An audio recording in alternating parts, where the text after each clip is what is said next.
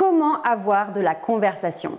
Bonjour à tous, je suis Charline Caron, consultante en images, experte en première impression et en prise de parole. Et aujourd'hui, je vais vous donner, comme toujours, mes meilleurs conseils pour avoir de la conversation et être totalement à l'aise lorsque vous rencontrez de nouvelles personnes ou même lorsque vous êtes en famille.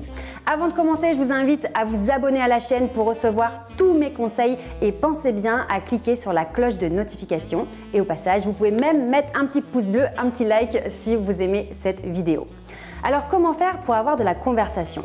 On imagine qu'être à l'aise et savoir converser, c'est quelque chose d'inné, que soit on sait le faire, voilà, on sent que certaines personnes sont à l'aise à l'oral, ce sont des bons communicants, des profils un peu commerciaux.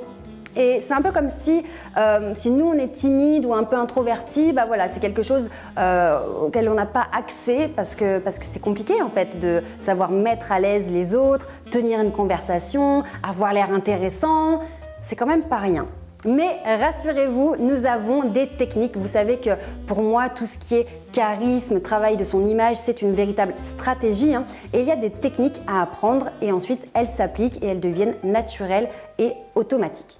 La première des choses à savoir, pour être un bon communicant et avoir de la conversation, le premier secret, c'est de s'intéresser à l'autre. Ça paraît très basique, très banal comme conseil, mais l'être humain adore parler de lui. Il adore quand vous prononcez son prénom, il adore quand vous lui posez des questions sur son métier, sur ses enfants, sur sa famille. C'est instinctif, c'est inné, ça nous fait plaisir. Donc si vous cherchez des sujets de conversation, première chose, très facile, intéressez-vous honnêtement, je veux dire vraiment franchement à votre interlocuteur et posez-lui des questions. Alors ça peut être tout bête, mais vous allez voir que la personne commence à vous raconter des choses, à s'exprimer. Et là, pour l'encourager à continuer, on a encore des techniques. Vous avez peut-être déjà entendu la technique de l'écoute active. Alors l'écoute active, c'est montrer à notre interlocuteur qu'on est bien en train de l'écouter. Il n'y a rien de pire que lorsque vous êtes en train de parler, vous sentez que la personne en face de vous, elle regarde à droite, à gauche, ce qui se passe aux alentours, ou elle regarde son téléphone.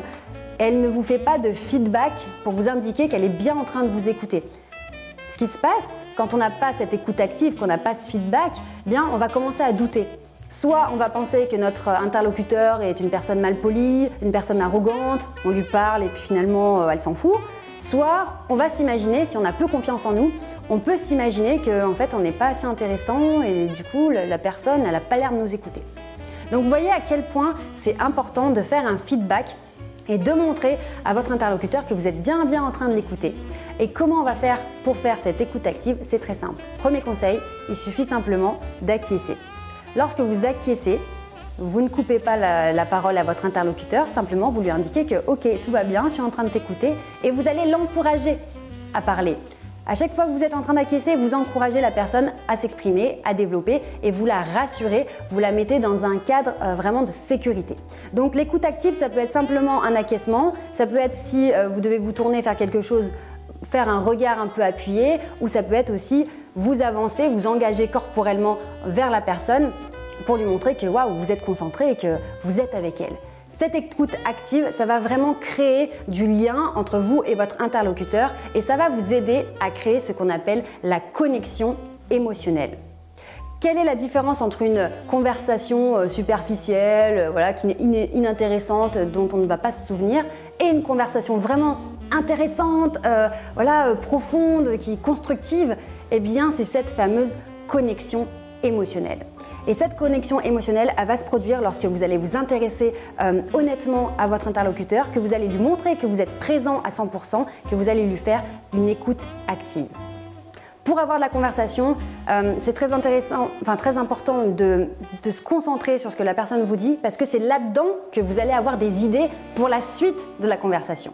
Si vous êtes en train de stresser et de dire oh, de quoi on va parler, c'est gênant, on n'a rien en commun, et que vous êtes en train de réfléchir et de ne pas écouter votre interlocuteur, là vous allez vous retrouver coincé parce que tous les indices, la richesse des idées pour la conversation se situent dans les propos de votre interlocuteur. Donc posez une première question et puis après vous demandez d'approfondir. Posez des questions ouvertes qui commencent par comment tu as fait pour arriver à faire ça, ou pourquoi tu as choisi tel cursus, comment, pourquoi. ce sont des questions ouvertes qui vont vous amener encore plus d'informations et donc encore plus d'idées pour poursuivre la conversation. Dernier conseil très important, c'est de lancer une énergie qui soit positive pour votre interlocuteur. On a parlé de connexion émotionnelle, on connecte avec l'autre, on lui montre qu'on est présent à 100% avec lui et il faut absolument lui laisser un souvenir positif. La plupart des gens ont tendance à aller sur des sujets un petit peu compliqués, fâcheux, on va aller facilement dans le négatif, facilement dans c'est difficile, facilement dans la plainte et malheureusement on met en place un décor négatif en faisant ça et la personne va associer ces sujets négatifs à votre personnalité et ça c'est vraiment dommage. Sachez une chose, lorsque vous parlez en positif d'autres personnes, ça va vous élever. Si vous commencez à critiquer des personnes qui ne sont pas présentes, ça va ternir votre image, à vous aussi. Puisqu'il y a un dicton qui est connu, c'est que on sait comment une personne va parler de nous quand on voit comment elle parle des autres.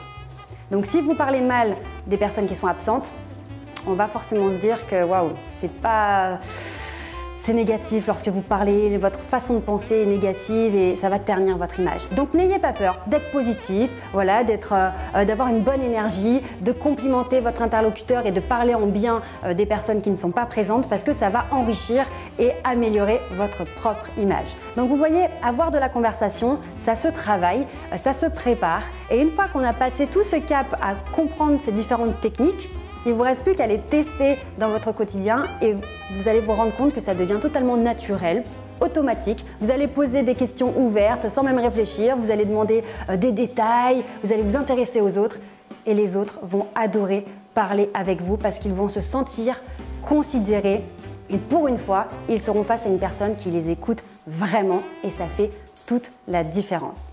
Voilà, j'espère que ces conseils sur la conversation vont pouvoir vous aider dans votre quotidien et faire que vous vous sentez de mieux en mieux, de plus en plus à l'aise.